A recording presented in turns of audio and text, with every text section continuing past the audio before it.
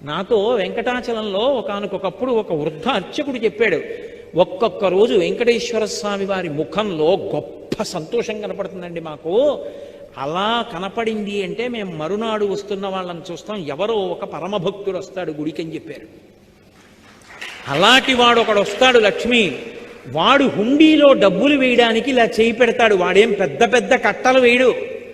వాడు ఒక పావలా కాసో 2 రూపాయలో వదులుతాడు. వాడు వేస్తున్న డబ్బు కోసమని నేను హుండీలో ఇలా చెయ్యి పెడతాను.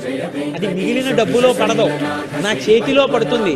అది తీసి ధనదుకు వడ్డీకి ఇచ్చి కుబేరుడి వడ్డీ దాంతో కడతాను. కొంత నేను డబ్బు ఉంచుకుంటాను. నీకు చమత్కారం చెప్పనా?